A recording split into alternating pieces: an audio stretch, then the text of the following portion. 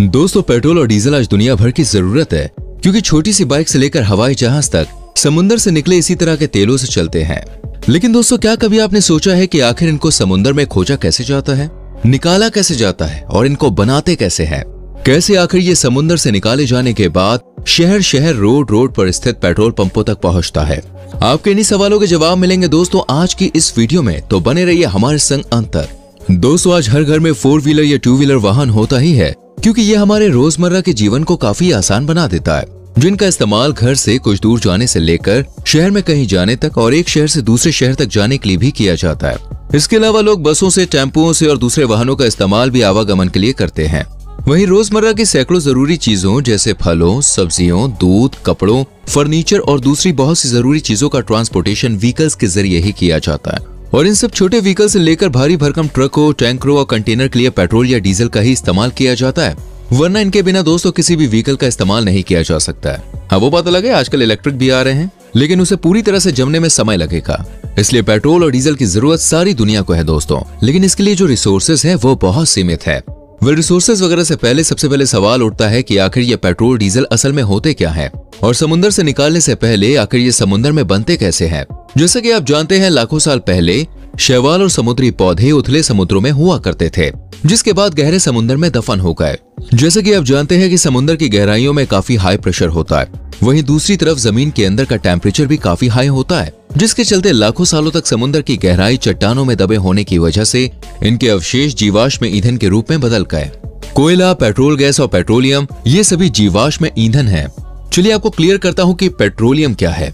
Diesel और petrol जिस petroleum से बनते हैं, उस पेट्रोलियम की बात करें तो यह पुराने गहरे समुद्रों के तल के नीचे पाया जाता है। दरअसल दोस्तों, पेट्रोलियम भी होता तो तेल ही है, लेकिन दोस्तों ये कच्चा तेल होता है। इसे बड़ी बड़ी ड्रिलिंग मशीनों की मदद से समंदर से निकाला जाता है। कच्चा तेल यानी इसका उपयोग आप सीधे तौर पे नहीं कर सकते हैं, क्योंकि जमीन के नीचे या समुद्र की सतह से पहले पेट्रोलियम निकाला जाता है, तब इसमें कई सारी दूसरी चीजें भी मिक्स होती हैं, इसलिए पेट्रोलियम का डिस्टिलेशन किया जाता है।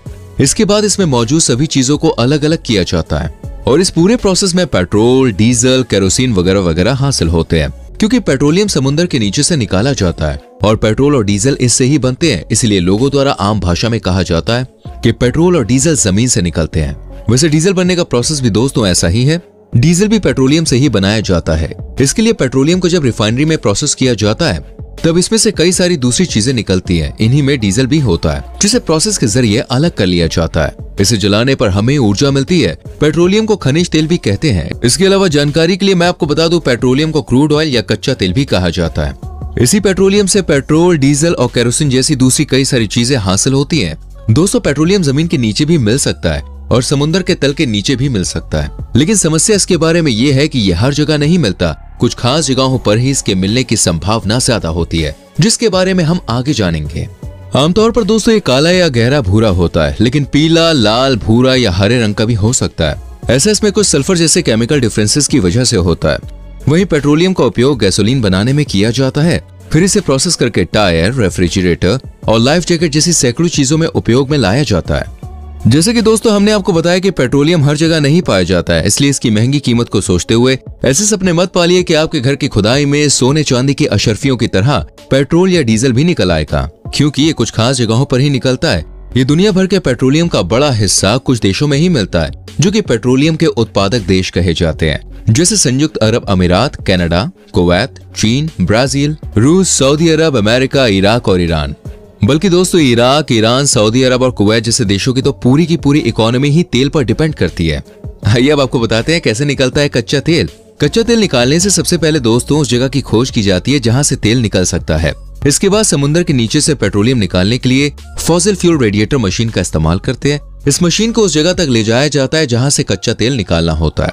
इसके बाद इसे समुद्र में मौजूद चट्टानों के साथ स्टील के मजबूत तारों से बांध दिया जाता है। ऐसा इसलिए किया जाता है ताकि समुद्र की तेज लहरों या किसी और वजह से मशीनों को नुकसान ना पहुंचे और ये अपनी जगह पर बिना हिले डुले डटी रहे।